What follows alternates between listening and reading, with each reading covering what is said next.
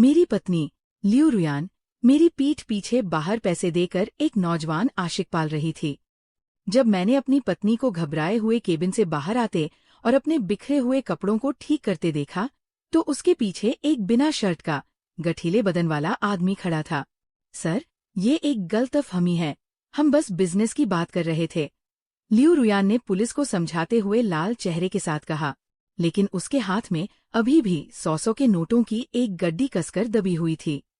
और वो आदमी कोई और नहीं बल्कि इस केटीवी का सबसे मशहूर मेल मॉडल बाई चेंगशुआन था। 3 साल की शादी। मुझे लगा था कि मैंने एक मासूम और भोली लड़की से शादी की है, पर मुझे अंदाजा नहीं था कि वह मेरी पीठ पीछे बाहर नौजवान लड़कों पर पैसे लुटा रही है। आज की रात एक आम कामकाजी दिन की तरह ही थी। सिन्हन लॉ फर्म के पार्टनर के रूप में मुझे अक्सर कानूनी सहायता देने के लिए पुलिस की कार्रवाइयों में साथ जाना पड़ता था। आज रात का एंटी प्रोस्टिट्यूशन अभियान भी इसका अपवाद नहीं था। सिटी ब्यूरो के कैप्टन लियू ने विशेष रूप से मुझे कानूनी सलाहकार के रूप में मौके पर निगरानी रखने के लिए आमंत्रित किया था। ली वकील, आज रात हमें बड़ी कामयाबी मिल सकती है, कैप्टन लियू ने मुझे चाय का एक कप देते हुए कहा। हम काफी समय से इस केटीवी पर नजर रख रहे थे। आज रात हम सबको एक साथ पकड़ेंगे। मैंने सिर हिलाया और अपने सूट को ठीक किया। एक वकील के तौर पर मैंने ऐसे कई नज़ारे देखे थे, लेकिन मुझे नहीं पता था कि आज की रात मेरी पूरी जिंदगी बदल देगी। रात के 10 बजे कार्रवाई शुरू हुई।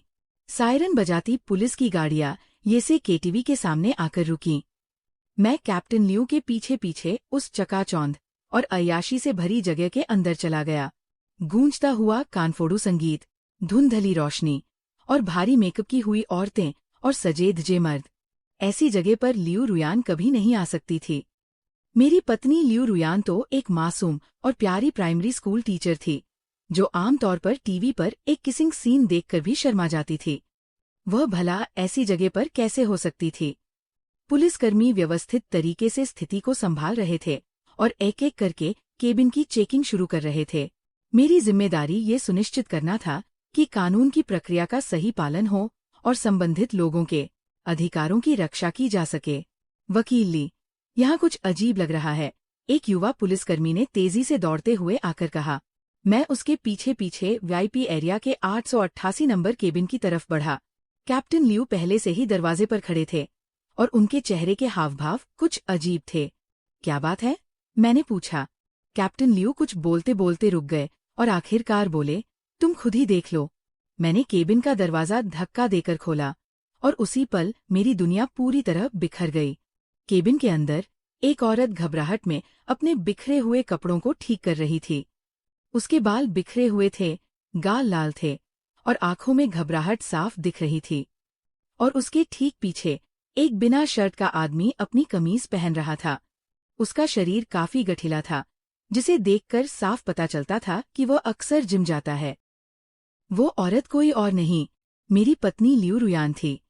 और उस आदमी को मैं जानता था, बाई चेंगशुआन, इस केटीवी का सबसे मशहूर मेल मॉडल, जिसका नाम पहले अखबार के सोशल क्राइम पेज पर आ चुका था।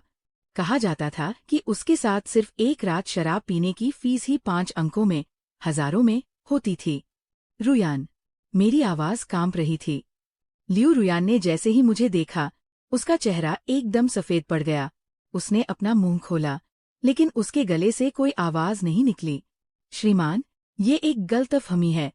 आखिरकार उसकी आवाज वापस आई और उसने घबराते हुए पुलिस को समझाने की कोशिश की।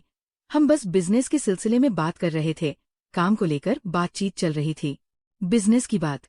मैंने देखा कि उसने अपने हाथ में 100 के नोटों की एक गड्डी कसकर पकड़ रखी थी। सरसरी तौर पर अंदाजा लगाया जाए तो वो कम से कम 10,000 से ज्यादा थे। उसकी शर्ट के बटन गलत लगे हुए थे, कॉलर भी थोड़ा बिखरा हुआ था और बाई चेंगशुआन की शर्ट पर साफ तौर पर लिपस्टिक का निशान था। ऐसा कौन सा बिजनेस है जिसके लिए केटीवी के कैबिन में बात करनी पड़ती है? कैप्टन लियू की आवाज बेहद गंभीर थी, और वह भी तब जब जिस्म फरोशी के खिलाफ छापेमारी की जा रही हो। हम वाकई सिर्फ दोस्त हैं। उन्होंने मेरी एक मदद की थी, इसलिए मैं उन्हें खाना खिलाने लाई थी। लियू रुयान जितना बोल रही थी, उतनी ही घबराती जा रही थी। पुलिस भाई, मैं एक प्राइमरी स्कूल की टीचर हूँ। मैं भला ऐसा काम कैसे कर सकती हूँ? इस बीच बाई चेंगशुआन ने मुंह खोला। उसका लहजा बेहद हल्का और घमंडी था। वही तो, हमने कुछ नहीं किया। लियू मैडम बहुत नेक दिल हैं। उन्हें पता चला कि मैं आजकल मुश्किल में हूँ, तो वो खासतौर पर मेरी मदद करने आई। इसमें क्या खराबी है?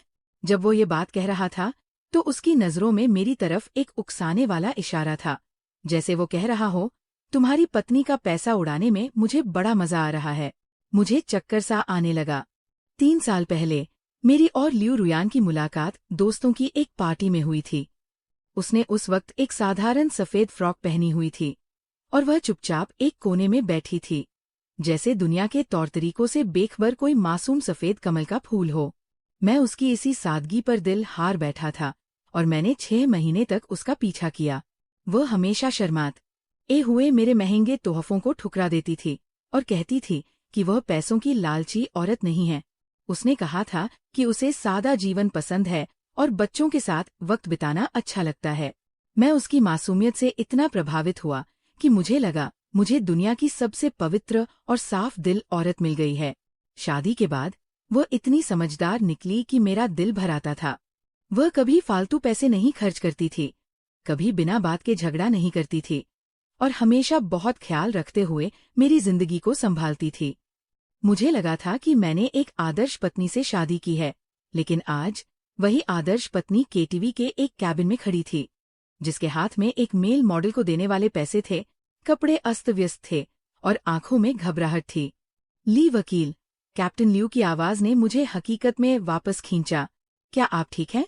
मैंने खुद को शांत रहने के लिए मजबूर किया। मैं ठीक हूँ। मेरी आवाज सुनने में बेहद शांत लगी। जो भी कानूनी प्रक्रिया है, उसके हिसाब से कार्रवाई कीजिए। लियू रुयान ने जब मुझे ऐसा कहते सुना, तो उसकी आंखों में पहले हैरानी और फिर निराशा की झलक दिखाई दी। उसने शायद सोचा होगा कि मैं उसका बचाव करूंगा, उसकी सफाई पर भरोसा कर लूंगा। लेकिन मैं कोई बेवकूफ नहीं हूँ। मैं एक वकील हूँ और मैंने अपनी जिंदगी में बहुत से झूठ और सच देखे हैं। लियू रुयान की जो हालत इस वक्त थी, वह साफ बता रही थी कि कोई बिजनेस की बात नहीं हो रही थी और बाई चेंगशुआन के चेहरे का वह घमंड देखकर मुझे घिन आ रही थी। ठीक है, तो फिर हम कानूनी प्रक्रिया के तहत आगे बढ़ते हैं, कैप्टन लियू ने कहा। संदेह के घेरे में आए दोनों पक्षों को जांच के लिए ले जाना होगा। रुकिए, लियू रुयान घबरा गई। मैं सच में एक टीचर हूँ। मेरे पास मेरा वर्क आईडी कार्ड है। मैं वैसी औरत नहीं हूँ जैसा आप सोच रहे हैं। उसने अपने बैग से टीचर का आईडी कार्ड निकाला और कांपते हाथों से पुलिस अधिकारी को सौंप दिया। हम पहचान की पुष्टि कर लेंगे, कैप्टन लियू ने कार्ड लेते हुए कहा। लेकिन अभी की स्थिति को देखते हुए मामले की पूरी जांच करना जरूरी है। रुईमिंग, लियू रुयान ने आखिरकार मेरी तरफ देखा। उसकी आंखों में आंसू थे। तुम मुझ पर भरोसा करते हो ना? हम पति पत्नी हैं, तुम मुझे जानते हो। मैंने उसकी आंखों में देखा। ये वही आंखें थीं जिन्हें मैं कभी सबसे मासूम मानता था, लेकिन अब मुझे उनमें सिर्फ घबराहट, डर और पकड़े जाने के बाद का गुस्सा दिखाई दे रहा था। मुझे पूरा भरोसा है कि पुलिस मामले की साफ जांच करेगी, मैंने कहा। लियू रुयान के चेहरे का रंग पूरी तरह उड़ गया। ले जाए जाने से पहले बाई चेंगशुआन अचानक हंस पड़ा। आप वकील ली है ना? आपका बड़ा नाम सुना है, लेकिन ऐसा लगता है कि आप अपनी पत्नी को उतनी अच्छी तरह नहीं जानते। ये बात एक कांटे की तरह मेरे दिल में चुभ गई। मैं उस केटीवी के केबिन में खड़ा रहा, चारों तरफ बिखरी हुई शराब की बोतलें और अस्त-व्यस्त सोफे को देखता रहा। मेरे दिमाग में कुछ देर पहले का एक एक पल घूम रहा था। लियू रुयान के हाथ में मौजूद पैसे, उसके बिखरे हुए कपड़े, बाई चेंगशुआन की वो घमंड भरी मुस्कान। हर एक चीज मुझे एक कड़वा सच बता रही थी। मेरी पत्नी ने मुझे धोखा दिया था, और शायद ये पहली बार नहीं था। जब मैं घर पहुंचा तो रात के 2 बज चुके थे। लियू रुयान मुझसे आधा घंटा पहले ही घर आ चुकी थी। कोई पुख्ता सबूत न होने के कारण और सच में एक प्राइमरी स्कूल टीचर होने की वजह से पुलिस ने सिर्फ उसका बयान दर्ज करके उसे छोड़ दिया था। वह लिविंग रूम के सोफे पर बैठी थी। उसने घर के कपड़े बदल लिए थे और अपने बालों को फिर से ठीक से संवार लिया था। अगर कुछ घंटे पहले मैंने अपनी आंखों से सब कुछ न देखा होता, तो ये यकीन करना वाकई मुश्किल होता कि ये सीधी सादी और प्यारी दिखने वाली औरत अभी कुछ देर पहले केटीवी के केबिन में एक पुरुष मॉडल के साथ थी। रुईमिंग, तुम आ गए। वो खड़ी हुई और हमेशा की तरह मेरा कोट उतारने में मदद करने के लिए आगे बढ़ी। मैं एक कदम पीछे हट गया और उसके छुअन से खुद को बचा लिया। हमें बात करनी चाहिए, मैंने कहा। उसने पूछा, किस बारे में बात करनी है? उसकी आंखों में घबराहट थी, लेकिन वो खुद को शांत दिखाने की कोशिश कर रही थी। अगर आज रात की बात है, तो मैं पहले ही समझा चुकी हूँ। मैं बस एक दोस्त की मदद करने गई थी। मदद? मैं उसके सामने बैठ गया। बाई चेंगशुआन की कैसी मदद? उसने कहा, उसके घर में कुछ परेशानी थी, इसलिए उसने मुझसे पैसे उधार मांगे थे। मुझे उस पर तरस आ गया। मैंने उसकी बात काटते हुए कहा, तो केटीवी के केबिन में बैठकर पैसे उधार दिए जा रहे थे? और वो भी कपड़े उतारकर? लियू रुयान का चेहरा गुस्से और शर्म से लाल हो गया। तुम क्या सोच रहे हो? हमारे बीच ऐसा कुछ नहीं हुआ। उसे बस बहुत गर्मी लग रही थी, इसलिए मैंने उसकी तरफ गहराई से देखते हुए कहा, रुयान, हमारी शादी को 3 साल हो चुके हैं। तुम्हें क्या लगता है मैं इस बकवास पर यकीन कर लूंगा? वह कुछ सेकंड के लिए चुप हो गई और फिर अचानक उसके चेहरे के हावभाव बदल गए। बकवास? उसका लहजा तीखा हो गया। ली रुइमिंग, क्या तुम मुझ पर शक कर रहे हो? ये बदलाव बहुत अचानक आया। जो अभी कुछ देर पहले तक घबराकर सफाइयां दे रही थी, अब अचानक पलटवार करने लगी थी। मैंने तुम पर शक नहीं किया, मैं तो बस सच जानना चाहता था। मैंने जितना हो सके खुद को शांत रखने की कोशिश की। आज रात के हालात ही ऐसे थे कि कोई भी गलत समझ लेता। लियू रुयान ने ठंडी हंसी हंसते हुए कहा, ली रुइमिंग, मैंने कभी नहीं सोचा था कि तुम ऐसे इंसान निकलोगे। हमारी शादी को 3 साल हो गए हैं और तुम्हें मुझ पर इतना भी भरोसा नहीं है? बात भरोसे की नहीं है। अगर भरोसे की नहीं है, तो फिर क्या है? उसने मेरी बात बीच में ही काट दी। उसकी आवाज और ऊंची होती गई। जब तुम अभी केटीवी में थे, तब तुम मुझे ऐसे देख रहे थे जैसे मैं कोई अजनबी हूँ। तुमने अपने दिल में पहले ही मान लिया था कि मैंने वो सब घटिया काम किए हैं, है ना? उसकी इस बात ने मुझे थोड़ा दोषी महसूस करा दिया। हाँ, सच में, जब से मैंने उसे उस केबिन में देखा था, मेरे दिल ने मान लिया था कि उसने मुझे धोखा दिया है। रुयान, मैंने ऐसा नहीं सोचा। तुमने ऐसा ही सोचा था। उसके आंसू छलक आए। तुम्हें बस यही लगता है कि मेरा अफेयर चल रहा है। तुम्हें लगता है कि मैंने उस आदमी के साथ कुछ किया है। ली रुइमिंग, तुमने मुझे बहुत निराश किया है। उसे रोते हुए देखकर मेरे दिमाग में एक अजीब सी खलबली मच गई। शायद सच में मैं ही ज्यादा सोच रहा था। शायद वो वाकई बस अपनी सहेली की मदद करने गई थी। लेकिन वो 10,000 से ज्यादा रुपए, उसके पास इतनी बड़ी रकम नकद में कहाँ से आई? वो पैसे? मैंने पूछा। कौन से पैसे? उसने अपने आंसू पोंछते हुए कहा, तुम्हारे हाथ में जो कैश है, कम से कम 10,000 से ज्यादा है। लियू रुयान ने रोना बंद कर दिया। उसकी आंखों में एक पल के लिए घबराहट दिखी। वो इस महीने की मेरी सैलरी है और कुछ पैसे मैंने पहले बचाकर रखे थे। मैंने बताया तो था ना, उसकी पारिवारिक स्थिति ठीक नहीं है, इसलिए मैं उसे उधार देने वाली थी। 10,000 से ज्यादा। मैंने अपनी भौहें सिकोड़ी। तुम्हारी महीने की सैलरी तो सिर्फ 5,000 है, फिर 10,000 से ज्यादा कहाँ से आए? मैं रोजमर्रा के खर्चों में से पैसे बचाती थी, और जो पॉकेट मनी तुम मुझे देते थे वो भी है। उसकी आवाज का आत्मविश्वास और कम होता गया। मैं अपने घर के पैसों का हिसाब अच्छे से जानता हूँ। भले ही लियू रुयान के पास अपना बैंक कार्ड है, लेकिन बड़े खर्चे हमेशा मैं ही संभालता हूँ। उसका सैलरी कार्ड भी लगभग कभी इस्तेमाल नहीं होता, क्योंकि मैं उसे हर महीने खर्च के लिए पैसे ट्रांसफर कर देता हूँ। 10,000 से ज्यादा रुपए कैश वो खुद से कभी नहीं निकाल सकती थी, जब तक कि तुमने ये पैसा किस बैंक से निकाला था? मैंने पूछना जारी रखा। लियू रुयान हकलाने लगी। मुझे ठीक से याद नहीं है, बस किसी बैंक से जाकर निकाल लिया था। याद नहीं है। मैंने उसकी तरफ देखा। 10,000 से ज्यादा रुपए, और वह अचानक उठ खड़ी हुई। उसका चेहरा पीला पड़ चुका था। ली रुइमिंग, क्या तुम मुझसे पूछताछ कर रहे हो? मैं तो बस बात साफ करना चाहता हूँ। क्या साफ करना चाहते हो? उसकी आवाज तीखी हो गई। क्या तुम्हें लगता है कि मैंने घर के पैसे चुराए हैं ताकि मैं किसी मर्द पर उड़ा सकूं? तुम्हारे दिमाग में आखिर कितनी घटिया बातें चलती रहती हैं? उसकी इन बातों ने मुझे अवाक कर दिया। मैंने ऐसा नहीं सोचा, तुमने बिल्कुल यही सोचा है। लियू रुयान बोलते बोलते और ज्यादा भड़क गई। ली रुइमिंग, मैंने तुम्हें पहचानने में बड़ी भूल कर दी। मुझे लगा था कि मैंने एक शरीफ इंसान से शादी की है, लेकिन नहीं पता था कि तुम्हारी सोच इतनी गंदी है। उसकी ये बातें मेरे चेहरे पर एक जोरदार तमाचे की तरह लगीं। मैं सच में उस पर शक कर रहा था, लेकिन क्या उसका रिएक्शन कुछ ज्यादा ही बढ़ा चढ़ाकर नहीं था? आमतौर पर अगर कोई पत्नी ऐसे हालात में पकड़ी जाए तो क्या उसे शांति से सफाई नहीं देनी चाहिए?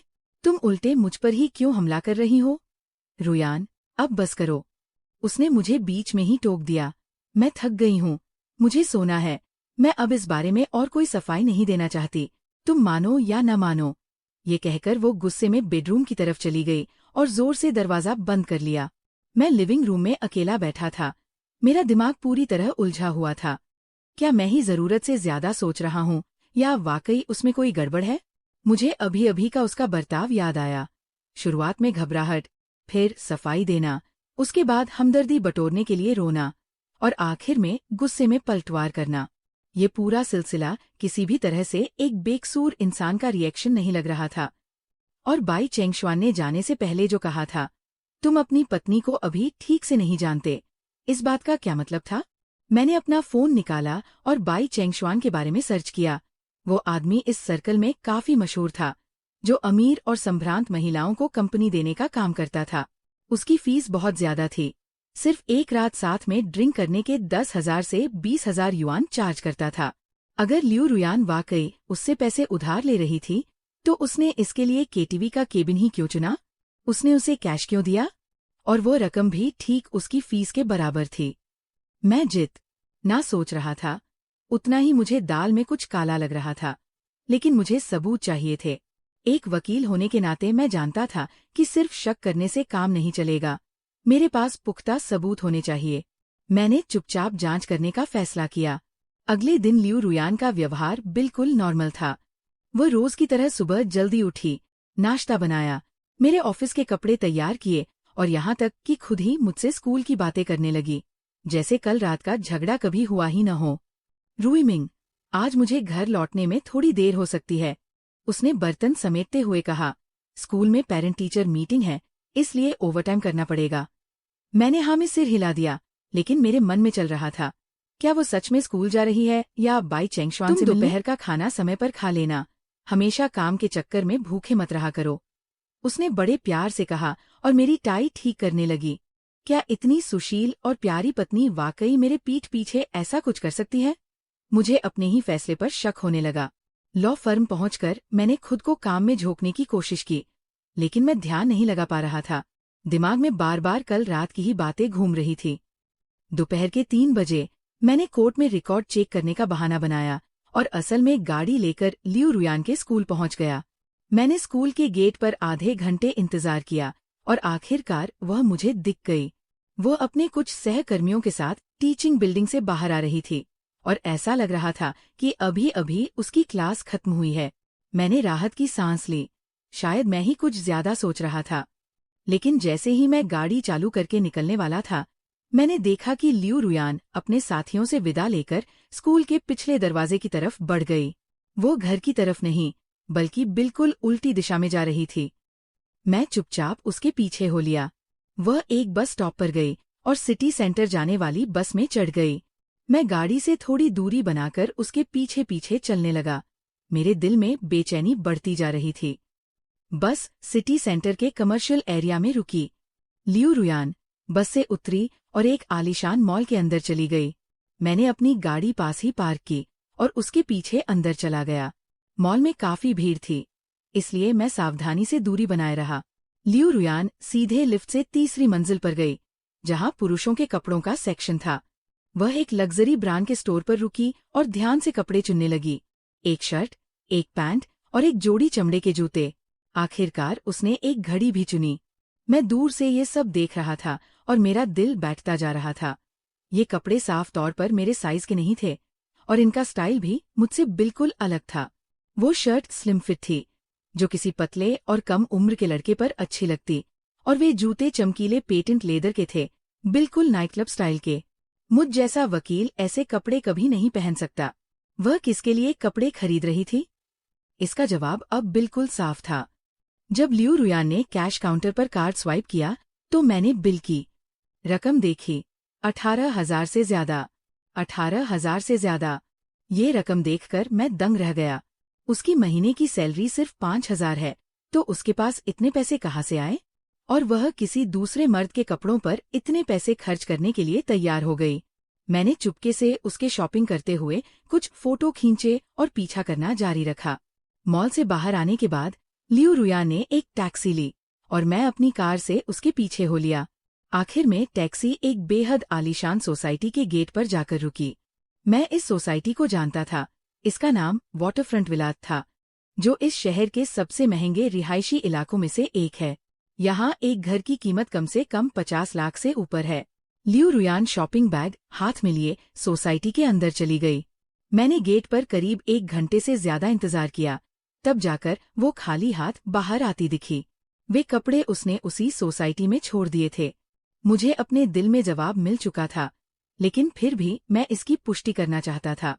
मैं सोसाइटी के गार्ड के पास गया और किसी को ढूंढने का नाटक करते हुए पूछा, भैया, क्या बाई चेंगशुआन यही रहते हैं? गार्ड ने मेरी तरफ देखा और कहा, आप मिस्टर बाई को ढूंढ रहे हैं? वो ब्लॉक ए की 32वीं मंजिल पर रहते हैं। वैसे आज दोपहर एक महिला उनके लिए कुछ सामान देने आई थी, तो शायद वो घर पर ही होंगे। मेरा दिल पूरी तरह टूट गया। बाई चेंगशुआन यहीं रहता है और लियू रुयान उसके लिए सामान देने आई थी। सारी कड़ियां आपस में जुड़ रही थी। मैं कार चलाकर घर वापस आ गया और लिविंग रूम में बैठकर लियू रुयान के लौटने का इंतजार करने लगा। रात के 8 बजे वो वापस आई और बोली, रुईमिंग, तुम इतनी जल्दी वापस आ गए? वो थोड़ी हैरान लग रही थी। मुझे लगा कि तुम्हें ओवरटाइम करना होगा। पेरेंट्स टीचर मीटिंग खत्म हो गई? मैंने पूछा। हाँ, अभी अभी खत्म हुई, उसने बड़ी सहजता से कहा। आज पेरेंट्स के बहुत सारे सवाल थे, इसलिए थोड़ा वक्त लग गया। तुम थक गए होगे। वह मेरे करीब आई और मुझे किस करने की कोशिश की, लेकिन मैंने अनजाने में ही खुद को पीछे खींच लिया। क्या हुआ? वह थोड़ी उदास दिखी। क्या तुम अभी भी कल रात की बात को लेकर नाराज हो? मैंने उसके चेहरे को देखा। ये वही चेहरा था जिससे मैंने कभी बेइंतहा मोहब्बत की थी। 3 साल पहले उसे पाने के लिए मैंने हर मुमकिन रोमांटिक तरीका आजमाया था। मुझे लगा था कि मुझे मेरा सच्चा प्यार मिल गया है, लेकिन मुझे क्या पता था कि वह एक धोखेबाज निकलेगी। रुयान, मैं तुमसे एक सवाल पूछना चाहता हूँ। मैंने कहा, क्या तुम आज दोपहर सच में स्कूल में थी? उसकी आंखों में एक पल के लिए घबराहट दिखी। बेशक मैं स्कूल में थी, वरना और कहाँ होती? तो तुम मॉल नहीं गई थी? तुमने कपड़े नहीं खरीदे थे? इस बार उसका चेहरा साफ तौर पर बदल गया।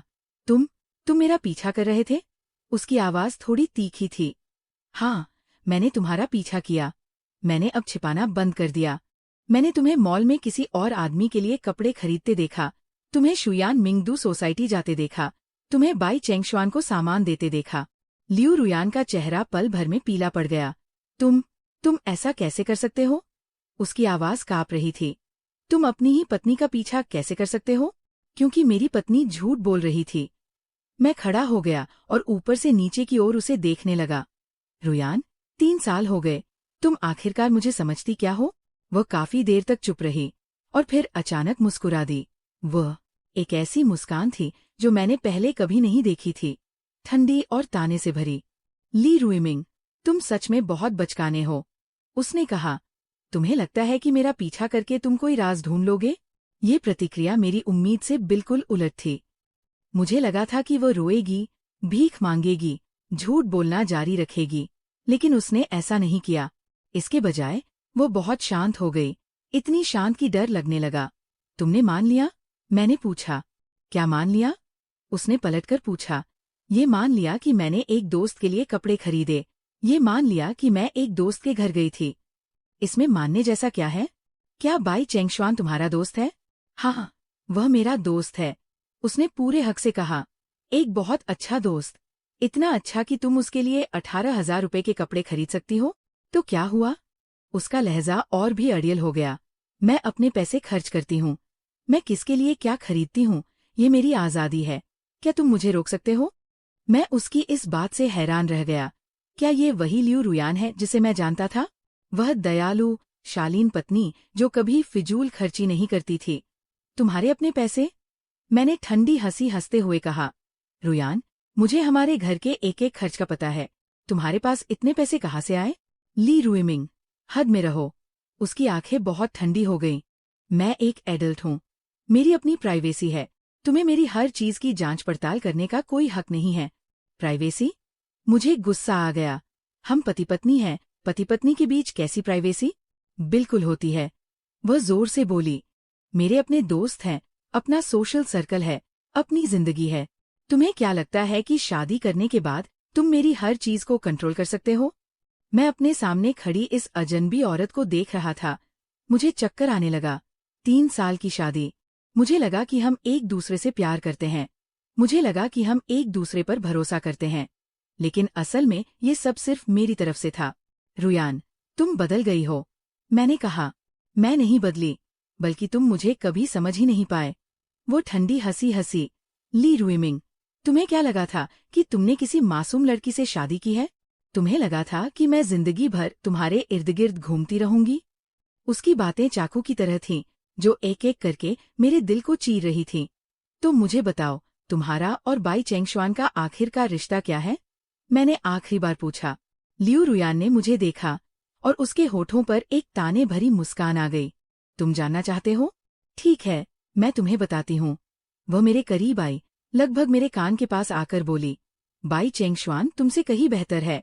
वो जवान है, एनर्जेटिक है, उसकी बॉडी अच्छी है, और सबसे बड़ी बात, वो जानता है कि एक औरत को कैसे खुश रखा जाता है। इस एक बात ने मुझे पूरी तरह से तोड़ दिया। मुझे एक अजीब सी घबराहट महसूस हुई, जैसे मेरा दम घुट रहा हो। तो यही सच था। मेरी पत्नी ने न केवल मुझे धोखा दिया, बल्कि मेरे सामने ही अपने धोखे का दिखावा भी किया। मैं कांप रहा था और मेरे मुंह से शब्द नहीं निकल रहे थे। उसने आगे कहा, क्या हुआ? झेल नहीं पा रहे हो? लियू रुयान ने बात जारी रखते हुए कहा, ली रुइमिंग, तुम बहुत उबाऊ हो। हर दिन बस काम करना जानते हो, घर आकर बस किताबें पढ़ना या टीवी देखना।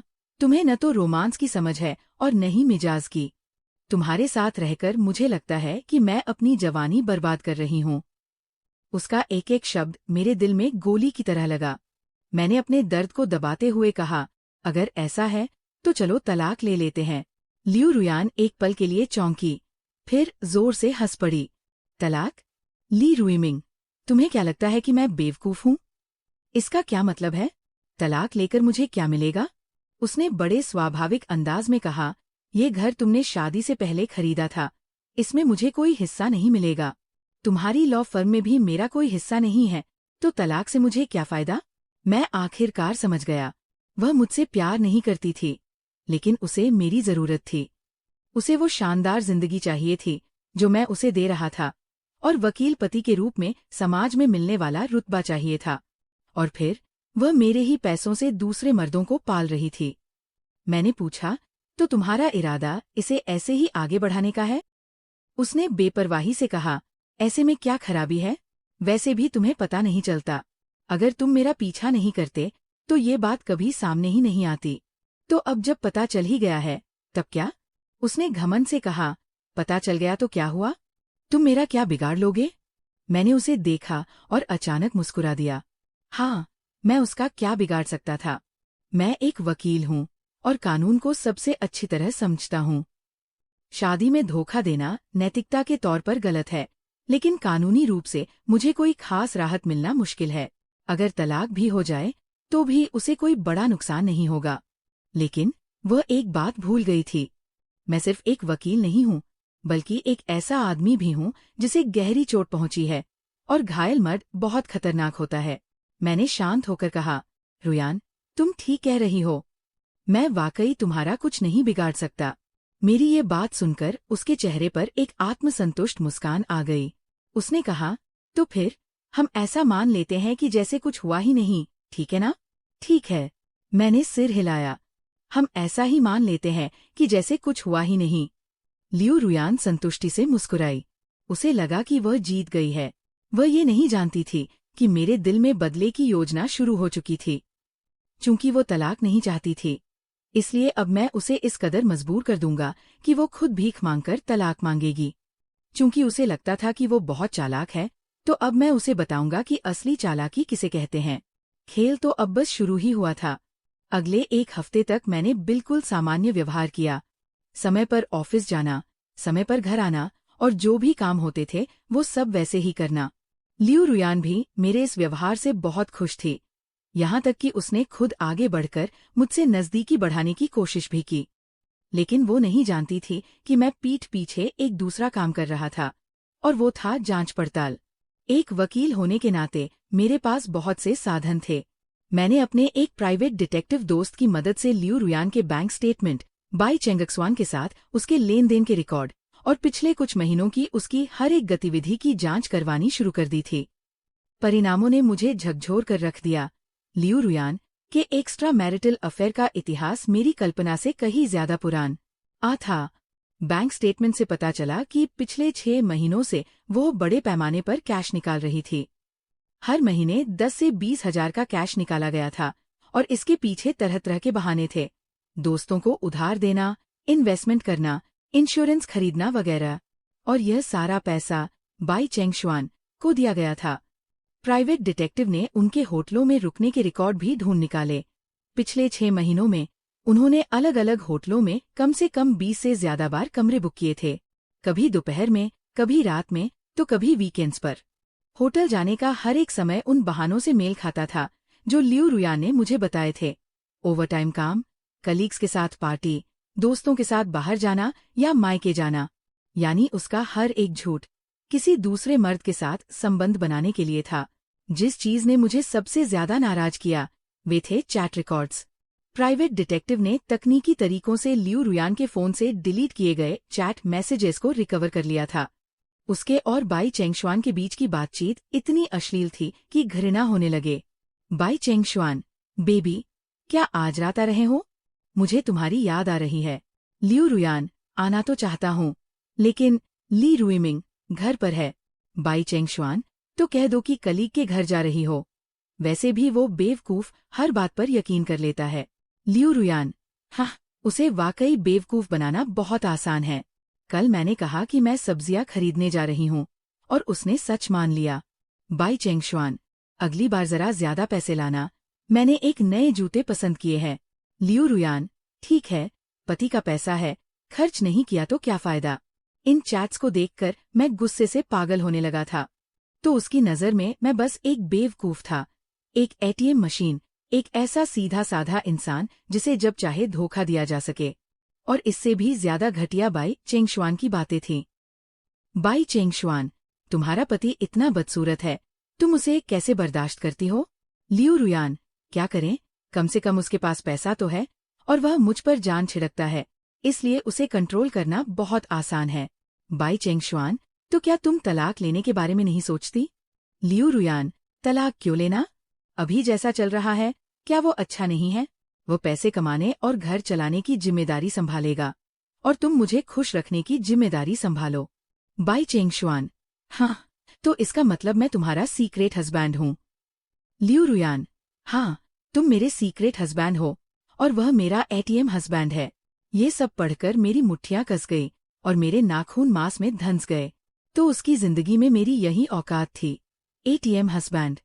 कितना हास्यास्पद और कितना बड़ा मजाक था ये।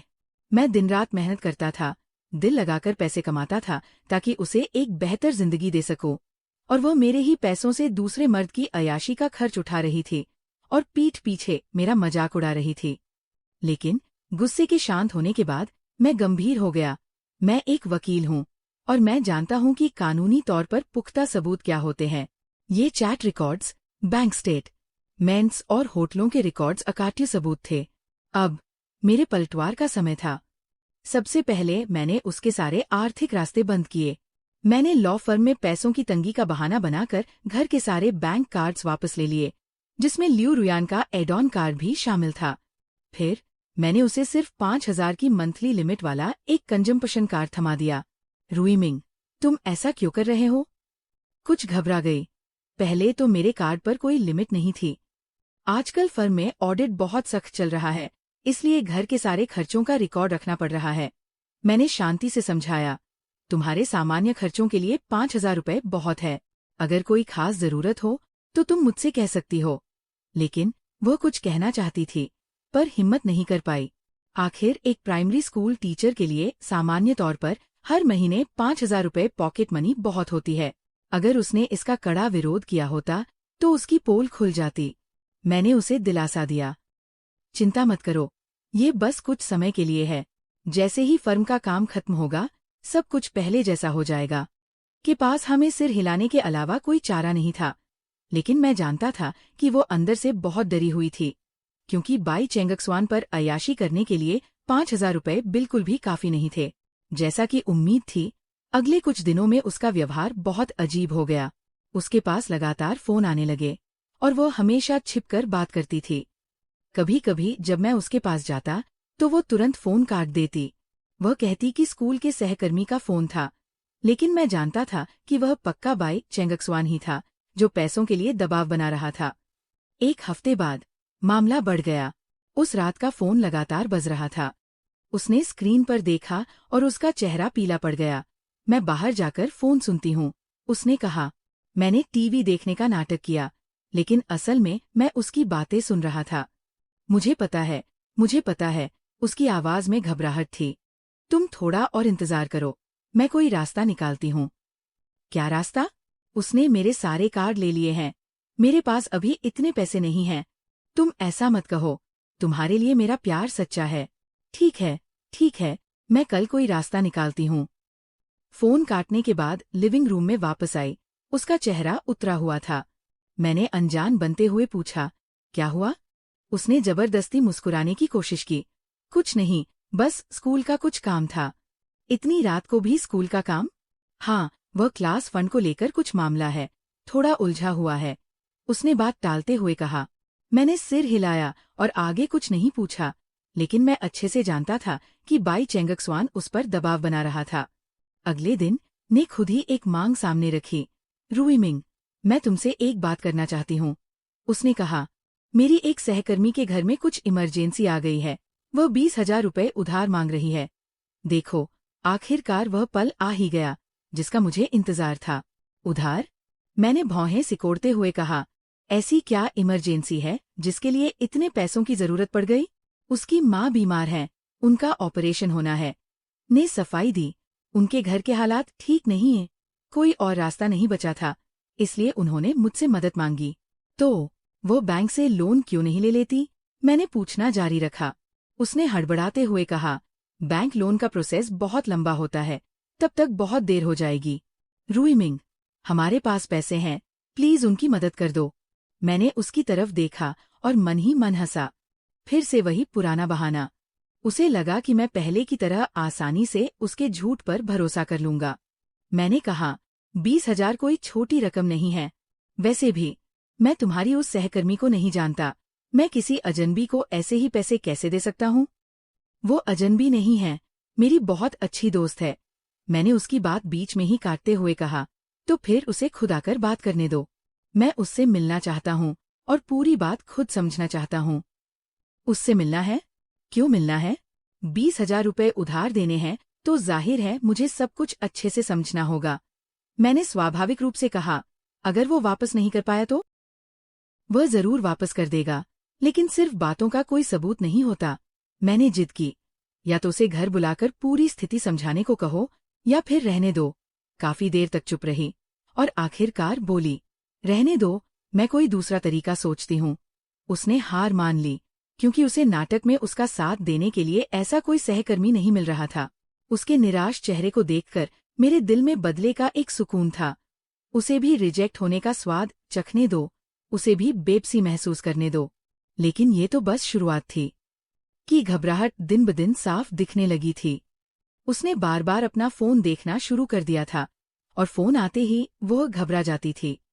कभी कभी मैं उसे चुपके से रोते हुए देखता, लेकिन जैसे ही वह मुझे देखती तुरंत अपने आंसू पोंछ लेती और ऐसे नाटक करती जैसे कुछ हुआ ही न हो। मैं जानता था कि उस पर दबाव बना रहा है। उसके हावभाव से साफ था कि वह एक भारी मानसिक तनाव से गुजर रही है।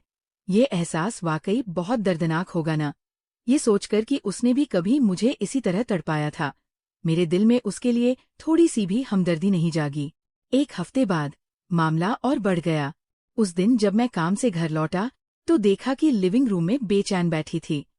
उसकी आंखें लाल और सूजी हुई थी। साफ पता चल रहा था कि वह रोई है। क्या हुआ? मैंने जानबूझकर अनजान बनते हुए पूछा। कुछ नहीं। वह जबरदस्ती मुस्कुराई, लेकिन उसकी आवाज कांप रही थी। ठीक उसी समय दरवाजे की घंटी बजी। चौंक गई और उसका चेहरा एकदम सफेद पड़ गया। मैं दरवाजा खोलती हूँ, मैंने कहा। नहीं। उसने जल्दबाजी में मुझे रोका। शायद कोई सेल्समैन होगा। उन पर ध्यान मत दो। लेकिन घंटी लगातार बजती रही और उसकी रफ्तार तेज होती गई। मैंने उसका हाथ झटका और दरवाजे की तरफ बढ़ गया। दोराई से देखने पर मुझे एक जाना पहचाना चेहरा नजर आया। वह सचमुच यहाँ तक आ पहुंचा था। मैंने दरवाजा खोला और ऐसे नाटक किया जैसे मैं उसे नहीं जानता। आप किससे मिलना चाहते हैं? मैं से मिलने आया हूँ। का चेहरा काफी उतरा हुआ था। मैं उसका दोस्त हूँ। रुयान। मैंने पीछे मुड़कर आवाज लगाई। कोई तुमसे मिलने आया है। घबराती हुई वहां आई और जैसे ही उसने को देखा, उसका चेहरा और भी खराब हो गया। बाई, मिस्टर बाई, आप यहाँ कैसे? उसकी आवाज का आम रही थी। हमें बात करनी होगी। का लहजा बहुत ठंडा था। उन पैसों के बारे में जो तुमने मुझसे उधार लिए थे। उधार? इस शब्द ने मेरे दिल में एक हलचल पैदा कर दी। तो बात ये नहीं थी कि खुद उसे पैसे दे रही थी, बल्कि उसने उससे पैसे उधार लिए थे। कौन से पैसे? मैंने बीच में टोकते हुए पूछा। ने मेरी तरफ देखा और उसके होठों पर एक ताने भरी मुस्कान आ गई। वकील ली। क्या आपको नहीं पता? आपकी पत्नी ने मुझसे 10 लाख रुपए उधार लिए हैं। 10 लाख? मैंने हैरान होकर की तरफ देखा। उसका चेहरा कागज की तरह सफेद हो चुका था। 10 लाख रुपए? मैंने दोहराया। रुयान, ये सब क्या है? मैं। लियू रुयान हकलाने लगी। उसके पास कोई जवाब नहीं था। उसने तुम्हें नहीं बताया? बाई चेंगशुआन ने हैरान होने का नाटक करते हुए कहा। उसने मुझसे 10 लाख रुपए उधार लिए थे। 1 महीने में लौटाने का वादा किया था और अब 2 हफ्ते ऊपर हो चुके हैं। उधार? मैंने लियू रुयान की तरफ देखा। तुमने उससे पैसे क्यों उधार लिए? लियू रुयान रोने ही वाली थी। मुझे कोई बहुत जरूरी काम था। ऐसा क्या जरूरी काम था जिसके लिए 10 लाख रुपए की जरूरत पड़ गई? मैंने उससे पूछताछ जारी रखी।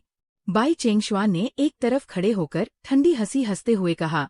वकील ली, क्या आप सच में नहीं जानते या सिर्फ अनजान बनने का नाटक कर रहे हैं? उसकी इस बात में पूरी तरह से उकसावा था। मुझे महसूस हुआ कि वह ये सब जानबूझकर कर रहा था। जानबूझकर मेरे सामने लियू रुयान को जलील कर रहा था और जानबूझकर मुझे भी नीचा दिखा रहा था। मुझे नहीं पता कि तुम क्या बात कर रहे हो, मैंने शांति से कहा। अगर सच में कोई लेन देन हुआ है तो कृपया लोन एग्रीमेंट या रसीद दिखाओ। रसीद?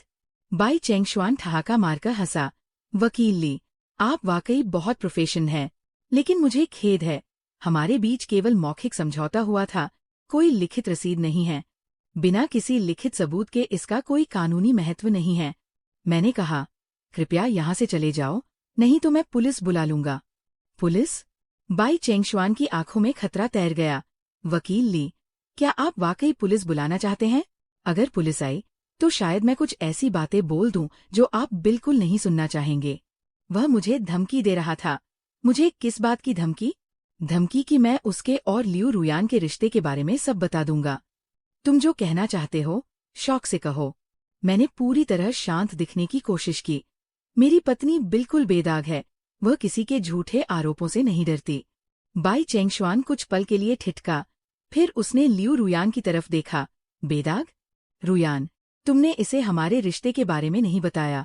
लियू रुयान पागलों की तरह उसे आंखों से इशारे कर रही थी कि वह कुछ न बोले, लेकिन बाई चेंगशुआन इस वक्त बेहद गुस्से में था। उसने उसके इशारों की कोई परवाह नहीं की। वकील ली, जब आप अनजान बनने का नाटक कर ही रहे हैं तो मैं साफ साफ कह देता हूँ। उसने ठंडी मुस्कान के साथ कहा, आपकी पत्नी के ये 10 लाख रुपए उसने खुद अपनी मर्जी से मुझे दिए थे, क्योंकि वह मेरी औरत है। ये बात लिविंग रूम में किसी बम की तरह फटी। लियू रुयान की एक चीख निकल गई। अब और मत बोलो। लेकिन बाई चेंगशुआ नहीं रुका।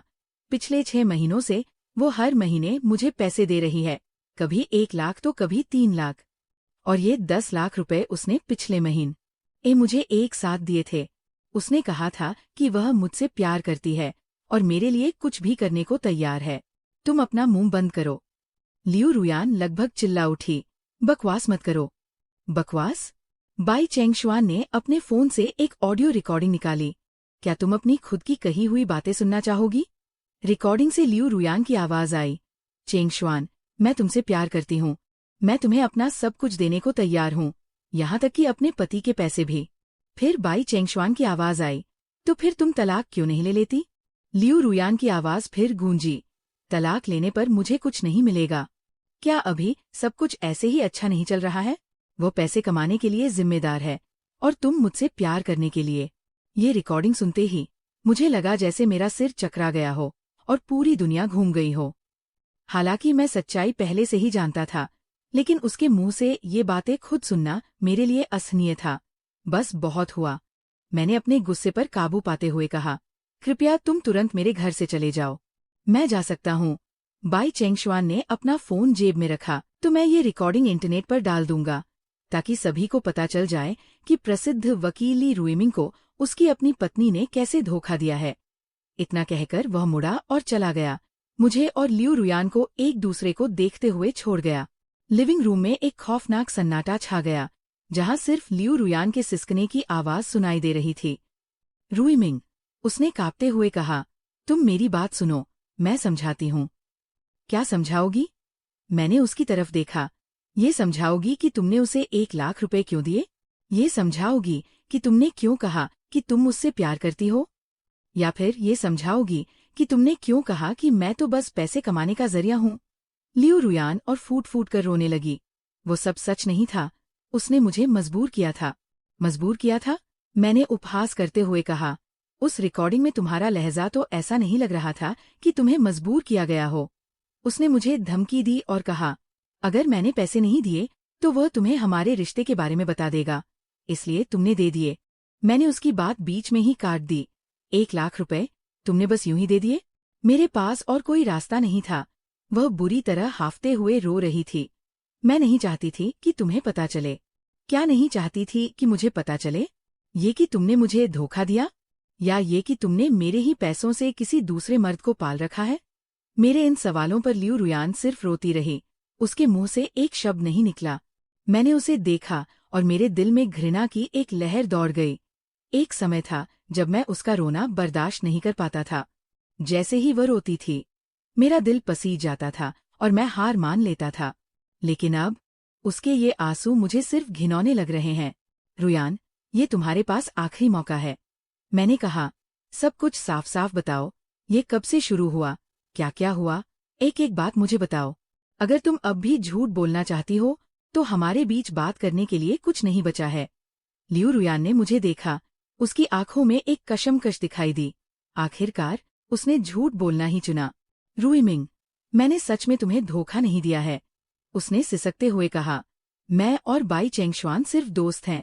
उसने जो कुछ भी कहा वो सिर्फ पैसों के लिए कहा। वह जानता है कि तुम्हारे पास पैसा है, इसलिए उसने तुम्हें भड़काने के लिए जानबूझकर ऐसा कहा। ये सुनकर मेरा बचा-कुचा भरोसा भी टूट गया। इस मोड़ पर आकर भी वो झूठ बोल रही थी। अब भी मुझे बेवकूफ समझ रही थी। ठीक है, मैंने सिर हिलाया। अगर तुम ऐसा कहती हो तो जैसा तुम कह रही हो वैसा ही करते हैं। लियू रुयान ने जब मेरी ये प्रतिक्रिया देखी तो उसके चेहरे पर उम्मीद की किरण जागी। क्या तुम्हें मुझ पर भरोसा है? मुझे तुम पर भरोसा है। मैंने कहा, बाई चेंगशुआन एक धोखेबाज है जो पैसे ऐंठना चाहता है। हाँ, बिल्कुल यही बात है। लियू रुयान ने जल्दी जल्दी सिर हिलाया। उसने देखा कि हमारे पास पैसा है, इसलिए उसने जानबूझकर ऐसा कहा। तो फिर चलो पुलिस में शिकायत करते हैं। मैंने कहा, पुलिस को ही इस मामले को संभालने देते हैं। लियू रुयान के चेहरे का रंग पल भर में उड़ गया। पुलिस में शिकायत? हाँ, चूंकि वह एक धोखेबाज है तो हम पुलिस में शिकायत क्यों नहीं कर रहे? मैंने उसकी तरफ देखा। वो हमें धमकी दे रहा है, ये गैरकानूनी है। लेकिन पुलिस के पास जाने से बहुत परेशानी होगी। वो हकलाते हुए बोली। कैसी परेशानी? मैंने अपनी बात जारी रखी। और मैं उस पर मानहानि का मुकदमा करने जा रहा हूँ। उसने तुम पर अफेयर का झूठा आरोप लगाया है, जिससे तुम्हारी प्रतिष्ठा को गंभीर नुकसान पहुंचा है। हमें उसे कानूनी रूप से जिम्मेदार ठहराना होगा। लियू रुयान का चेहरा कागज की तरह सफेद पड़ चुका था। नहीं, पुलिस के पास मत जाओ। क्यों नहीं? मैंने बात को आगे बढ़ाया। अगर तुम वाकई बेगुनाह हो तो पुलिस से क्यों डर रही हो? मेरी इस सख्ती के सामने आखिरकार लियू रुयान टूट गई। वो घुटनों के बल जमीन पर बैठ गई, मेरे पैर पकड़कर रोने लगी। रुईमिंग, मुझसे गलती हो गई, मुझसे सच में बहुत बड़ी गलती हो गई। क्या गलती हुई?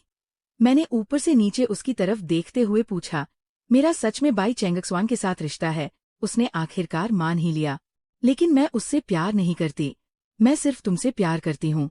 उसके मुंह से ये सच सुनकर मेरे दिल को अजीब सा सुकून मिला। इस पल का इंतजार मैं बहुत समय से कर रहा था। ये सब कब शुरू हुआ? मैंने पूछा। 6 महीने पहले, वह रोते हुए बोली। मुझे बस जिंदगी बहुत उबाऊ लग रही थी। उसने खुद मेरा पीछा किया था। उसे कितने पैसे दिए? कुल मिलाकर 30 लाख से ज्यादा। 30 लाख से ज्यादा?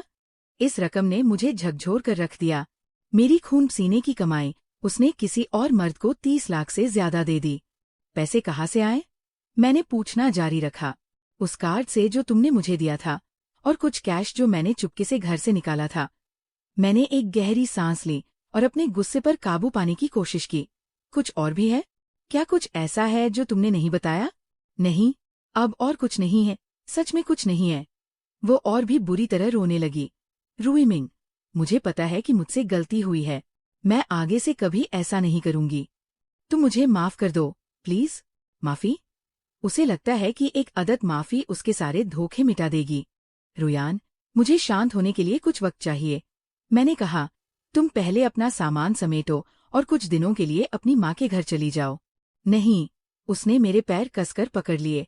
मैं तुम्हें ओढ़कर नहीं जाना चाहती। रुईमिंग, मुझसे गलती हो गई, मुझे सच में अपनी गलती का एहसास है। मैंने कहा, मुझे वक्त चाहिए। मेरा लहजा बेहद ठंडा था। 30 लाख से ज्यादा पैसे और 6 महीने का धोखा, ये सब एक माफी से ठीक नहीं हो सकता। तो तुम मुझसे क्या करवाना चाहते हो? उसने हताशा में पूछा। तुम जो कहोगे मैं वो करूंगी, बस तुम मुझे माफ कर दो। जमीन पर घुटनों के बल बैठी उसे देखकर मेरे अंदर बदले की भावना का एक सुकून सा जागा। अब आखिरकार उसे डर का एहसास हुआ है। अब आखिरकार वो भीख मांगना सीख गई है। लेकिन इतना ही काफी नहीं है। उसने मुझे 6 महीने तक तड़पाया है, मैं उसे इससे 10 गुना ज्यादा तड़पाऊंगा। तुम पहले अपनी माँ के घर जाओ, मैंने कहा। जब मैं सब कुछ सोच समझ लूंगा, तब तुमसे बात करूंगा। रुयान, अगर तुम सच में हमारी शादी को बचाना चाहती हो, तो वैसा ही करो जैसा मैंने कहा है। मैंने उसे बीच में ही टोक दिया। वरना हम अभी जाकर तलाक के कागजात तैयार करते हैं। तलाक शब्द सुनते ही लियू रुयान बुरी तरह डर गई।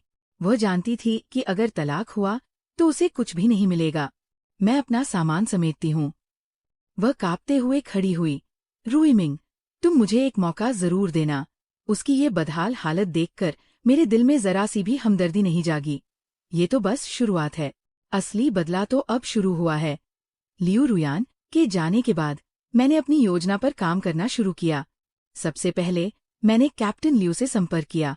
कैप्टन लियू, मैं वेश्यावृत्ति के एक ठिकाने की रिपोर्ट करना चाहता हूँ, मैंने फोन पर कहा। कौन सा ठिकाना? कैप्टन लियू ने पूछा। ये से नाइट KTV। मैंने कहा, मेरे पास पुख्ता सबूत है कि वे लंबे समय से वेश्यावृत्ति की गतिविधियों का संचालन कर रहे हैं। सबूत? बाई चेंगशुआन, वही मेल मॉडल जिसे पिछली बार पकड़ा गया था। उसके पास ग्राहकों की एक विस्तृत सूची और लेन देन का रिकॉर्ड है, मैंने कहा। और मुझे शक है कि वो जबरन वसूली भी कर रहा है। कैप्टन लियू को इसमें काफी दिलचस्पी आई। तुम्हें ये सब कैसे पता चला? मैं एक वकील हूँ, किसी ने मुझे इस मामले की जांच करने का काम सौंपा है। मैंने झूठ बोलते हुए कहा, ये बाई चेंगशुआन जानबूझकर अमीर महिलाओं को अपने जाल में फंसाता है और फिर उन्हें ब्लैकमेल करता है। तब तो बहुत बढ़िया है, हम खुद इस मामले में आगे बढ़ने का कोई जरिया ढूंढ रहे थे। कैप्टन लियू ने कहा, तुम मुझे सबूत दो, हम तुरंत कार्रवाई करेंगे। फोन काटने के बाद मैं मन ही मन मुस्कुराया। बाई चेंगशुआन, तुम खुद को बहुत शातिर समझ रहे थे ना? तुम वो ऑडियो रिकॉर्डिंग इंटरनेट पर डालने वाले थे ना?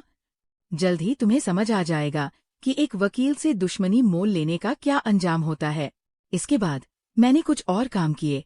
मैंने एक प्राइवेट डिटेक्टिव से बात की और उससे लियू रुयान और बाई चेंगशुआन के होटल में रुकने के रिकॉर्ड, चैट हिस्ट्री और पैसों के लेन देन के सारे रिकॉर्ड एक फाइल में तैयार करने को कहा, ताकि तलाक के मुकदमे में इन्हें सबूत के तौर पर इस्तेमाल किया जा सके। मैंने बैंक से संपर्क किया और संपत्ति ट्रांसफर करने के संदिग्ध मामले का हवाला देकर लियू रुयान के नाम के सभी बैंक खातों को फ्रीज करवा दिया। मैंने लियू रुयान के स्कूल में भी एक गुमनाम फोन किया और शिकायत की कि उसका नैतिक चरित्र एक शिक्षक के रूप में ठीक नहीं है और उसके संबंध असामाजिक तत्वों के साथ है। मेरा हर कदम कानून के दायरे में था। मैं एक वकील हूँ।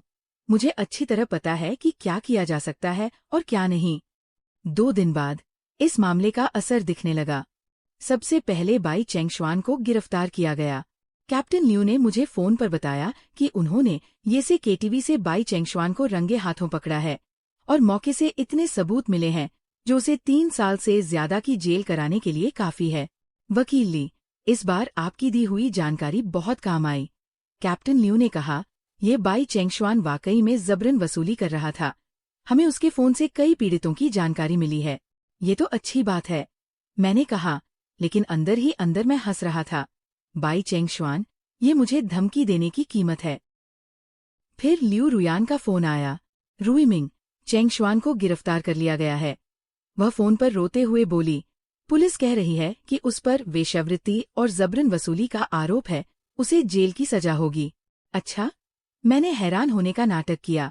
ये तो बहुत अच्छी बात है, ऐसे इंसान को कानून के मुताबिक सजा मिलनी ही चाहिए। लेकिन अगर उसने पुलिस के सामने मुंह खोला तो क्या वह हमारे बारे में सब कुछ नहीं बता देगा? उसने डरते हुए पूछा। क्या बता देगा? मैंने जानबूझकर अनजान बनते हुए पूछा। तुमने तो कहा था कि तुम दोनों सिर्फ दोस्त हो।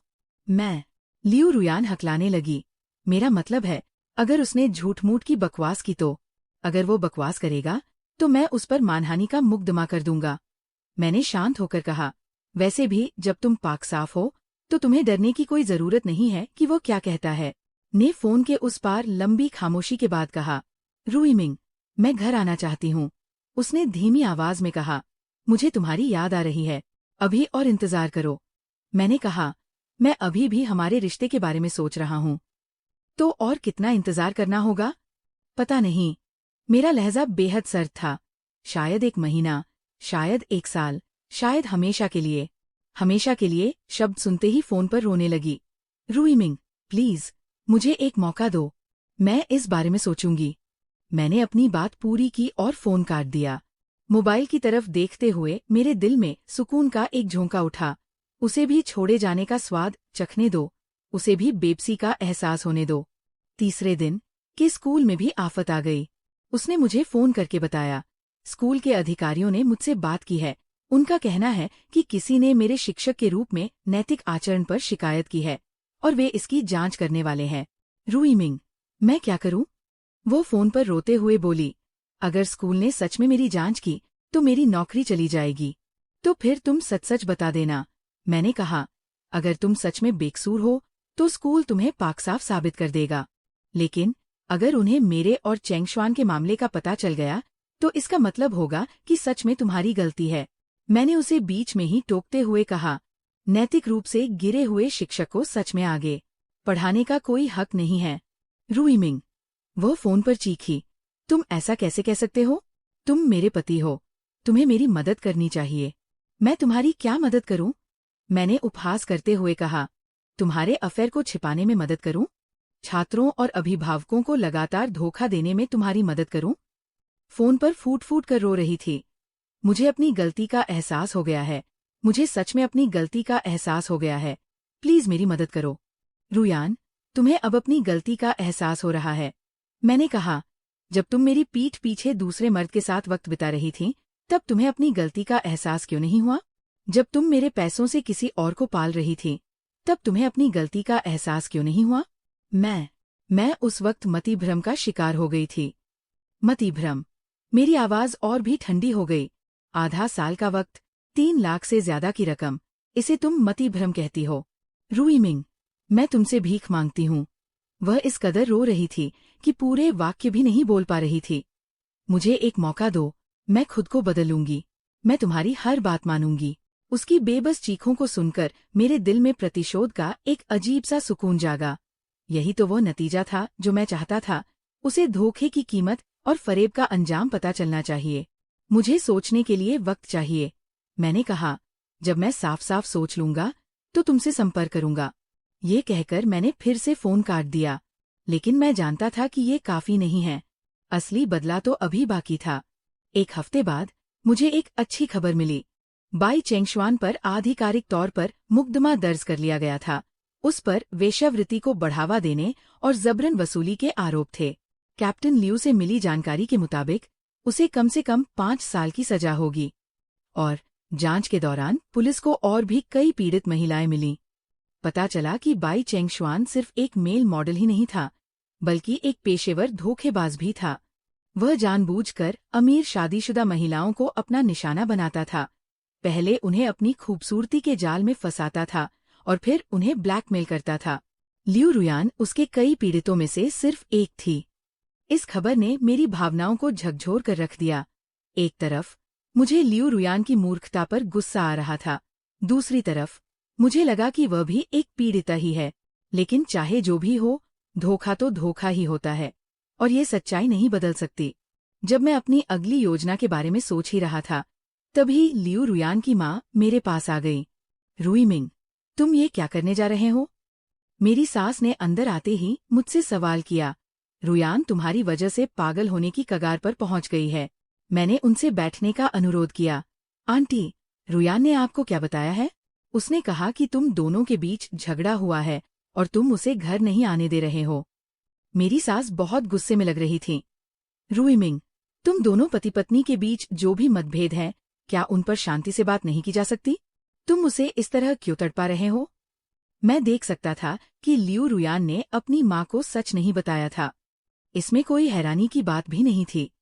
इतनी शर्मनाक बात वह कहने की हिम्मत कैसे करती? आंटी, बात वैसी नहीं है जैसा आप सोच रही है। मैंने कहा, रुयान ने कुछ ऐसा किया है जिससे मुझे बहुत निराशा हुई है और मुझे शांत होकर सोचने के लिए कुछ समय चाहिए। ऐसा क्या किया है उसने? सास ने आगे पूछा।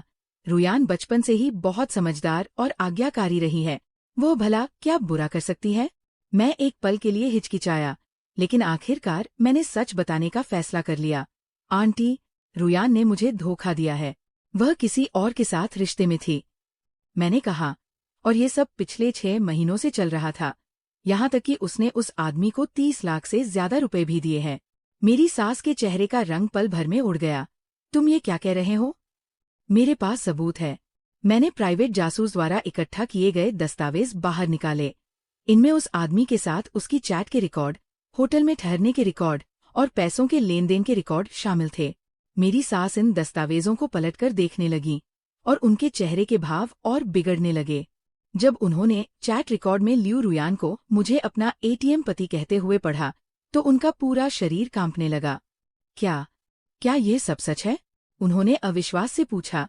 क्या ये पूरी तरह सच है? मैंने कहा, उस आदमी का नाम बाई चेंगशुआन है और अब उसे पुलिस ने गिरफ्तार कर लिया है। मेरी सास सोफे पर ढह सी गई और काफी देर तक कुछ बोल नहीं पाई। एक पारंपरिक महिला होने के नाते वह ये स्वीकार ही नहीं कर पा रही थी कि उनकी बेटी ऐसा कुछ कर सकती है। रुईमिंग, उन्होंने कांपती हुई आवाज में कहा, मुझे माफ कर दो, मुझे नहीं पता था कि रुयान ऐसा कुछ करेगी। आंटी, इसमें आपकी कोई गलती नहीं है। मैंने कहा, हर इंसान को अपने कर्मों की जिम्मेदारी खुद उठानी पड़ती है। तो अब तुमने क्या सोचा है? उन्होंने पूछा। क्या तुम तलाक लेने वाले हो? इस सवाल का जवाब मैं बहुत पहले ही सोच चुका था। मैं इस बारे में विचार कर रहा हूँ। मैंने कहा, अगर रुयान सच्चे दिल से पछतावा करती है तो शायद इस रिश्ते को बचाने की कोई गुंजाइश हो।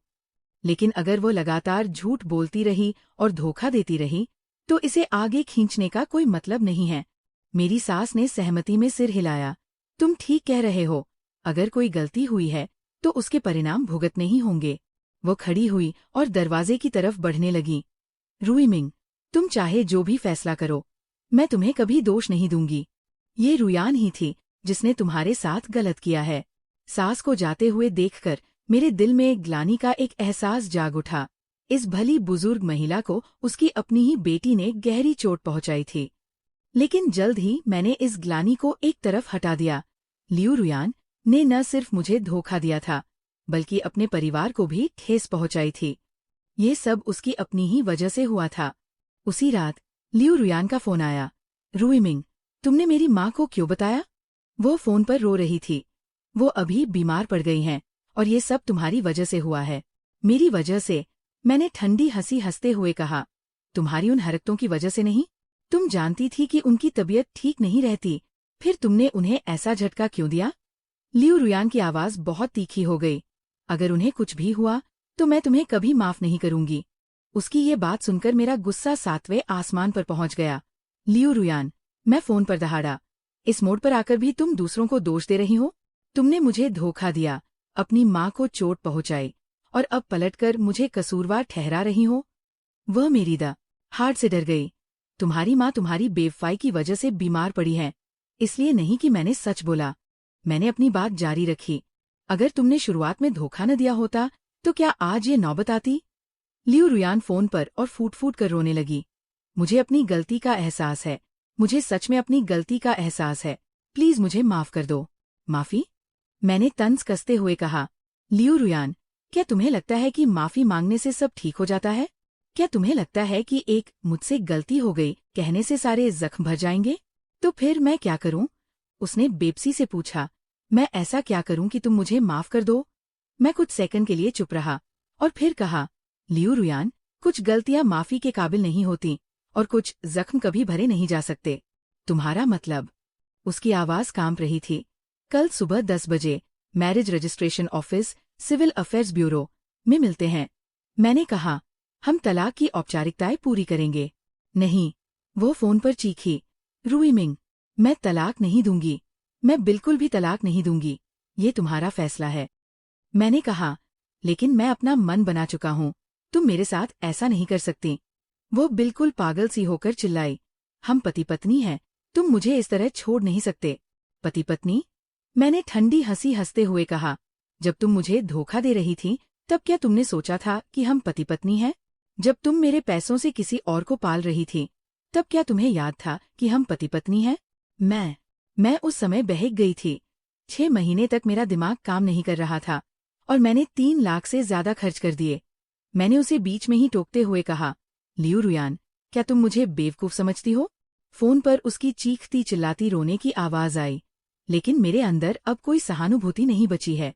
कल 10 बजे सिविल अफेयर्स ब्यूरो। मैंने अपनी बात दोहराई। अगर तुम नहीं आई तो मैं तलाक का मुकदमा दायर कर दूंगा। उस वक्त सारे सबूत सामने आ जाएंगे और तुम्हारी बदनामी पूरी तरह से तय है। इतना कहकर मैंने फोन काट दिया। खिड़की से बाहर रात के नज़ारे को देखते हुए मेरे दिल में रत्ती भर भी हिचकिचाहट या दुख नहीं था। 3 साल की शादी उसी पल खत्म हो गई थी जब उसने मुझे धोखा दिया था। अब तो बस आखिरी हिसाब किताब हो रहा था। अगले दिन सुबह मैं ठीक समय पर सिविल अफेयर्स ब्यूरो पहुंच गया। लियू रुयान भी वहां आई थी, लेकिन वो अकेली नहीं थी। वो अपनी माँ और अपने भाई को साथ लेकर आई थी।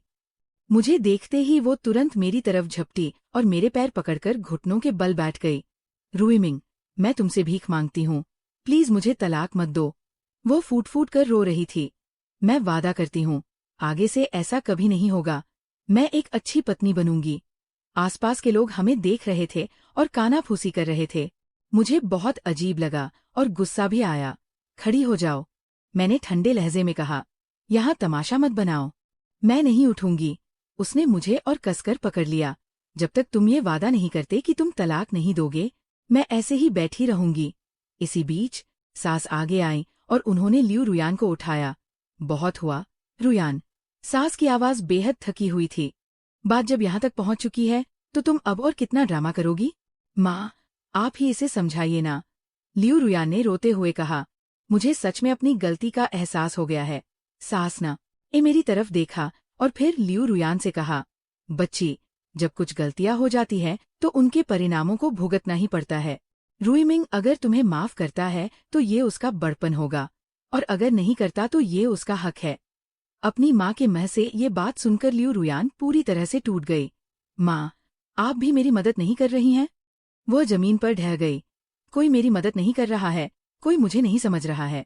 ठीक उसी समय लियू रुयान का भाई आगे आया। ली रुईमिंग, उसने मेरी तरफ उंगली उठाते हुए कहा, तुम मेरी बहन के साथ ऐसा नहीं कर सकते। पति पत्नी के बीच किसमें झगड़े नहीं होते? क्या तुम उसे एक बार भी माफ नहीं कर सकते? मैंने उस 20 से 22 साल के नौजवान की तरफ देखा और मेरे मन में नफरत की एक लहर दौड़ गई। क्या तुम्हें पता भी है कि इसने क्या किया है? मैंने पूछा। क्या ये सिर्फ दूसरे मर्दों से बातचीत करना नहीं है? उसने लापरवाही से कहा, आजकल की औरतें, इंटरनेट पर कौन बात नहीं करता? तुम भी बहुत संकीर्ण सोच के हो। सिर्फ बातचीत? मैं उसकी बात पर गुस्से में हंस पड़ा। तुम्हें लगता है कि धोखा देना सिर्फ बातचीत करना है? कैसा धोखा? उसने ऐसे दिखाया जैसे उसे कोई फर्क ही नहीं पड़ता। मेरी दीदी ने कहा था, उसे बस उस आदमी ने बहला फुसला लिया था। उसने असल में कुछ नहीं किया। मैंने लियू रुयान की तरफ देखा। उसने अपना सिर झुका लिया था और मेरी तरफ देखने की हिम्मत नहीं कर पा रही थी। जाहिर है, उसने अपने परिवार से झूठ बोला और खुद को एक बेगुनाह पीड़ित के रूप में पेश किया। ऐसा है क्या? मैंने अपना फोन निकाला और वो ऑडियो रिकॉर्डिंग चालू कर दी। तुम लोग सुनो जो उसने खुद अपने मुंह से कहा था। रिकॉर्डिंग बजने लगी। चेंग शुआन, मैं तुमसे प्यार करती हूँ। मैं तुम्हें अपना सब कुछ देने के लिए तैयार हूँ, यहाँ तक कि अपने पति के पैसे भी। वो पैसे कमाने के लिए जिम्मेदार है और तुम मुझसे प्यार करने के लिए। इस रिकॉर्डिंग को सुनकर हर कोई सन्न रह गया। लियू रुयान के भाई का चेहरा पल भर में पीला पड़ गया और सांस तो इस कदर कांपने लगी कि उनसे खड़ा भी नहीं रहा जा रहा था। क्या ये सच है? भाई ने अविश्वास से लियू रुयान की तरफ देखा। दीदी, क्या आपने सच में ये बातें कही थी? लियू रुयान और फूट फूट कर रोने लगी, लेकिन उसने इनकार नहीं किया। अब भी तुम लोगों को लगता है कि मैं संकीर्ण सोच का हूँ? मैंने ठंडे लहजे में कहा। 6 महीने का समय, 30 लाख से ज्यादा की रकम और 20 से ज्यादा बार होटल के कमरों में जाना, इसे तुम सिर्फ बातचीत करना कहते हो? भाई पूरी तरह से अवाक रह गया और सास भी अपना सीना दबाकर बैठ गई। मैं तो बस बेहोश होने ही वाली थी। चलो अंदर चलकर औपचारिकताएं पूरी करते हैं, मैंने कहा। जब सब लोग आ ही गए हैं तो रुकना क्यों? लियू रुयान अचानक खड़ी हो गई और पागलों की तरह अपना सिर हिलाने लगी। मैं तलाक की औपचारिकताएं पूरी नहीं करूंगी, मैं बिल्कुल नहीं करूंगी। तो तुम क्या चाहती हो? मैंने पूछा। मैं तुम्हारे साथ घर वापस जाना चाहती हूँ, उसने चिल्लाते हुए कहा। हम पति पत्नी हैं, तुम मुझे छोड़ नहीं सकते। लियू रुयान, होश में आओ। मैंने उसकी तरफ देखा। हमारी शादी बहुत पहले ही खत्म हो चुकी है। उसी पल से जब तुमने मुझे धोखा दिया था, ये खत्म नहीं हुई है। वह चीखी। जब तक तलाक नहीं होता, हम तब तक पति पत्नी ही रहेंगे। उसकी दीवानगी को देखकर मुझे अचानक समझ आ गया।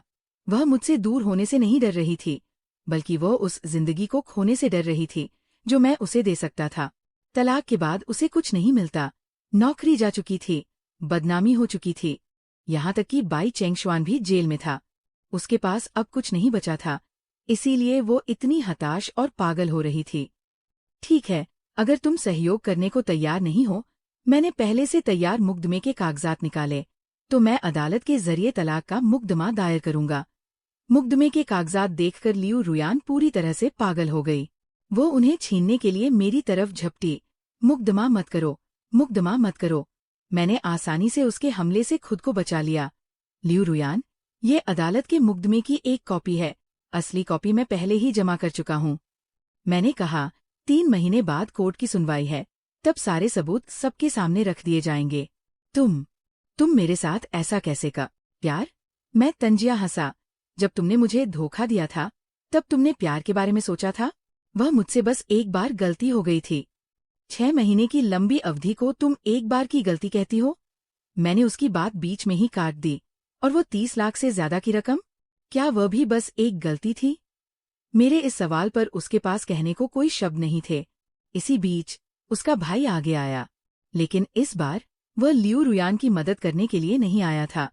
दीदी, उसने लियू रुयान को देखा। उसकी आंखों में गहरी निराशा थी। मैं बचपन से आपका सम्मान करता आया हूँ। मुझे लगता था कि आप दुनिया की सबसे अच्छी औरत हैं, लेकिन मुझे नहीं पता था कि आप ऐसी इंसान निकलेंगी। शाओ यू, लियू रुयान ने सफाई देने की कोशिश की। अब कुछ मत कहिए। उसके भाई ने सिर हिलाया। ली भाई ठीक कह रहे हैं, अगर कोई गलती की है तो उसका अंजाम भी भुगतना होगा। आपने जो रास्ता खुद चुना है, उस पर अब आपको अकेले ही चलना होगा। ये कहकर उसने अपनी माँ का हाथ थामा और वहां से जाने लगा। माँ, चलिए। शाओ यू, लियू रुयान घिसटते हुए उनके पास गई और उन्हें पकड़ लिया। तुम लोग मत जाओ, मुझे इस तरह मत छोड़ो। उसकी माँ ने उसे देखा। उनकी आंखों में गहरा दर्द था। रुयान, अब मैं बूढ़ी हो चुकी हूँ, मैं तुम्हें और नहीं संभाल सकती।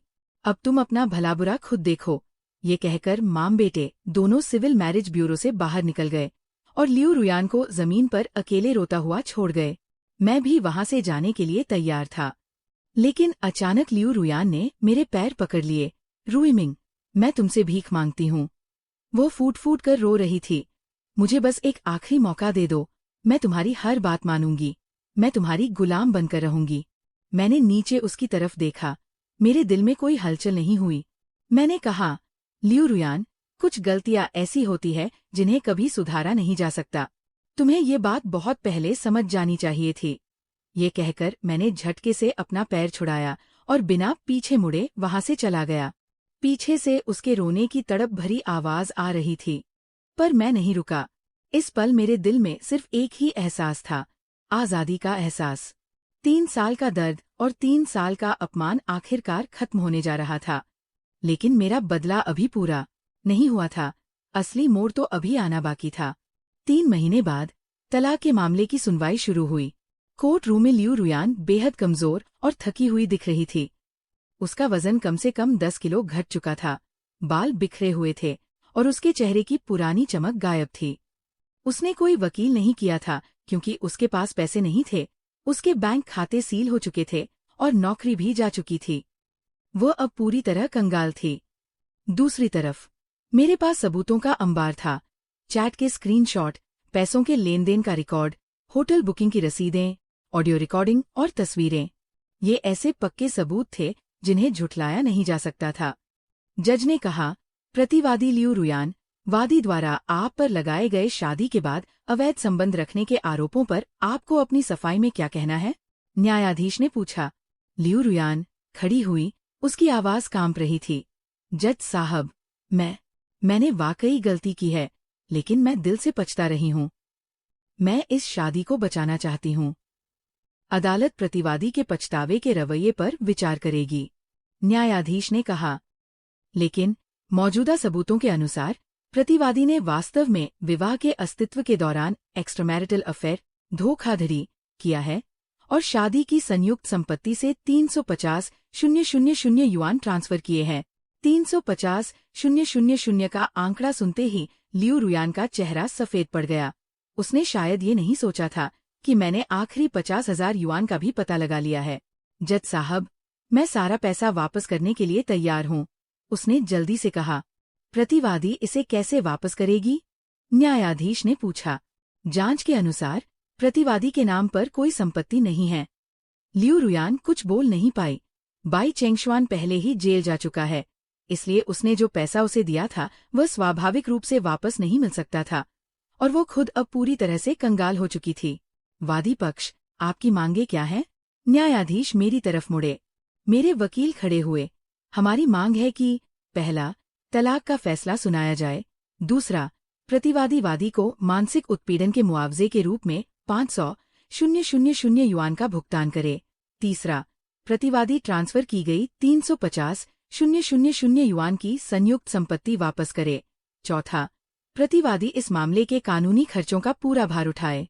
इन मांगों को सुनकर लियू रुयान पूरी तरह से सन्न रह गई। 500,000 युआन मानसिक मुआवजा, 350,000 युआन की संपत्ति की वापसी और कानूनी खर्चों को मिलाकर ये लगभग 1 मिलियन युआन हो जाता है, जिसे चुकाने की उसकी कोई औकात नहीं थी। जज साहब, लियू रुयान ने कांपते हुए कहा, मेरे पास इतने पैसे नहीं हैं, मैं इसे नहीं चुका सकती। अदालत प्रतिवादी की भुगतान करने की क्षमता पर व्यापक रूप से विचार करेगी। न्यायाधीश ने कहा, लेकिन मुआवजे की जिम्मेदारी उठानी ही होगी। अदालत की सुनवाई 2 घंटे तक चली। लियू रुयान शुरू से अंत तक रोती रही, लेकिन इससे कोई भी सच्चाई नहीं बदली। अंत में न्यायाधीश ने घोषणा की, इस मामले के तथ्य स्पष्ट हैं और सबूत पुख्ता है। फैसला इस प्रकार है। पहला, वादी ली रुईमिंग और प्रतिवादी लियू रुयान के तलाक को मंजूरी दी जाती है। दूसरा, प्रतिवादी लियू रुयान वादी को मानसिक उत्पीड़न के मुआवजे के रूप में 300,000 युआन का भुगतान करेगी। तीसरा, प्रतिवादी ट्रांसफर की गई 350,000 युआन की संपत्ति वापस करेगी। चौथा, प्रतिवादी मामले की अदालती फीस के रूप में 5,000 युआन का भुगतान करेगी। हालांकि मानसिक उत्पीड़न का मुआवजा मेरी मांग से थोड़ा कम था, फिर भी मैं बहुत संतुष्ट था। 650,000 युआन का कर्ज लियू रुयान को लंबे समय तक तड़पाने के लिए काफी था। सुनवाई खत्म होने के बाद लियू रुयान ने मुझे रोक लिया। रुइमिंग, उसने रोते हुए कहा, क्या तुम वाकई मेरे साथ ऐसा करना चाहते हो? 650,000 युआन मैं अपनी पूरी जिंदगी में भी नहीं चुका पाऊंगी। ये तुम्हारा अपना फैसला था, मैंने ठंडे लहजे में कहा। जब तुमने मुझे धोखा दिया था तब क्या तुमने अंजाम के बारे में सोचा था? मुझे अपनी गलती का एहसास है। वो अभी भी रो रही थी। क्या तुम मुझे जीने का एक मौका नहीं दे सकते? जीने का मौका? मैंने उपहास करते हुए कहा। लियू रुयान, क्या तुमने मुझे कभी जीने का मौका दिया था? जब तुम मेरे पैसों से किसी और को पाल रही थी तब क्या तुमने मेरी भावनाओं के बारे में सोचा था? वो कुछ कह नहीं पाई।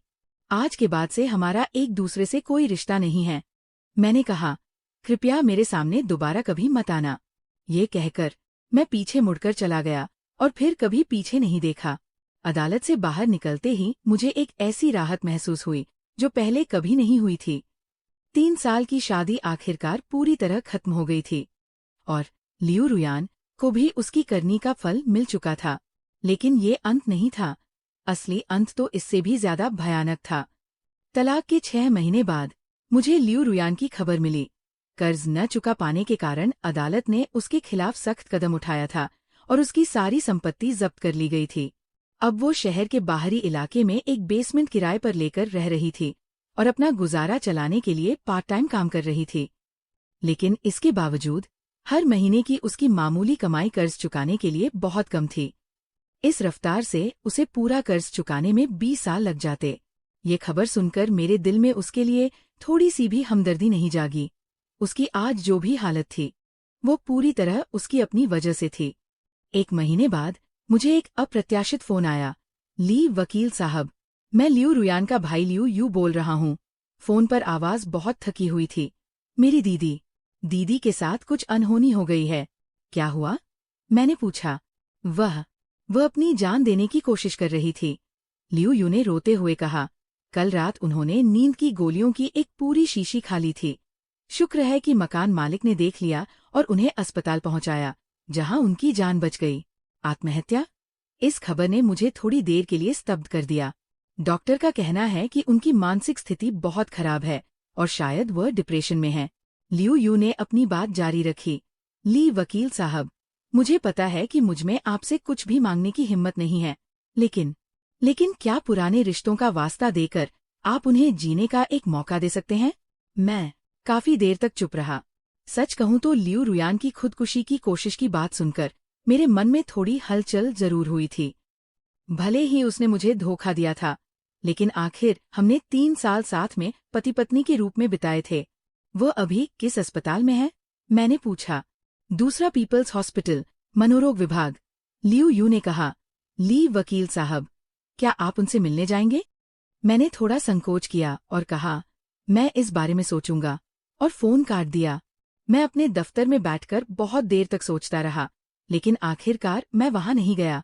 अब ये सब मायने नहीं रखता था। 3 साल बाद मुझे एक बार फिर लियू रुयान के बारे में पता चला। ये एक क्लास रियूनियन की बात है, जब किसी ने अचानक उसका जिक्र किया। क्या तुम लोगों को पता है, लियू रुयान अब इस दुनिया में नहीं रही? सहपाठी ने कहा। मैंने सुना है कि वह एक फैक्ट्री में काम कर रही थी, तभी मशीन में खराबी आने की वजह से वो उसमें फंस गई। ये खबर सुनते ही मेरे हाथ में पकड़ा हुआ शराब का गिलास हवा में ही रुक गया। उसकी मौत कैसे हुई? किसी और ने पूछा। बस एक हादसा था, सहपाठी ने बताया। वो पिछले कुछ सालों से लगातार कर्ज चुका रही थी। हर दिन 12-14 घंटे काम करती थी। बहुत थक चुकी थी। मशीन चलाते समय उसका ध्यान भटक गया होगा। खैर, एक तरह से उसे इस जिंदगी से मुक्ति मिल गई। और बाई चेंगशुआन का क्या हुआ? फिर किसी ने पूछा। वह तो बहुत पहले ही मर गया, सहपाठी ने कहा। जेल में किसी ने उसे चाकू मार दिया था। सुना है कि उसने जेल के किसी गुंडे से दुश्मनी मोल ले ली थी। ये सब सुनकर मेरे दिल में कोई हलचल नहीं हुई, न तो कोई खुशी मिली, न ही कोई अफसोस हुआ। कुछ भी महसूस नहीं हुआ। ऐसा लगा जैसे मैंने 2 बिल्कुल अनजान लोगों की मौत की खबर सुनी हो। पार्टी खत्म होने के बाद मैं अकेले ही गाड़ी चलाकर घर लौट आया। जब मैं शहर से गुजर रहा था तो मैं उसी केटीवी के पास से निकला। रात हमेशा की तरह थी। नियॉन लाइटें वैसे ही चमक रही थी, जैसे कुछ भी न बदला हो, और ऐसा भी लग रहा था जैसे सब कुछ बदल चुका हो। घर पहुंचकर मैं बालकनी में बैठ गया और शहर के रात के नज़ारे को देखने लगा। 3 साल पहले की उस रात, अगर मैंने उस छापे की कार्रवाई में हिस्सा न लिया होता, अगर मैंने लियू रुलियान के धोखे को न पकड़ा होता, तो हमारी जिंदगी कैसी होती? शायद मैं लगातार अंधेरे में रहता, लगातार वो एटीएम पति बना रहता। शायद लियू रुलियान अपनी दोहरी जिंदगी जीती रहती, मेरे ही पैसों से बाई चेंगक्सवान को पालती रहती। शायद किसी दिन वो खुद मुझे छोड़ देती, या फिर मैं और भी अपमानजनक स्थिति में सच्चाई का पता लगाता। लेकिन अब इन सब बातों का कोई मतलब नहीं है। जरूरी यह है कि सब कुछ खत्म हो चुका है। लियू रुलियान मर चुकी है, बाई चेंगक्सवान भी मर चुका है, और मैंने एक नई जिंदगी की शुरुआत कर ली है। पूरी कहानी समाप्त। आपका वीडियो बहुत अच्छा है। अगली बार जब आपका वीडियो सामने आएगा तो मैं आपको जरूर कॉइन दूंगा। नहीं नहीं नहीं नहीं, दोस्त अच्छा हुआ तुमने कॉइन नहीं दिया। अगर दे देते तो मैं तुम्हारी पूरी जिंदगी बर्बाद कर देता।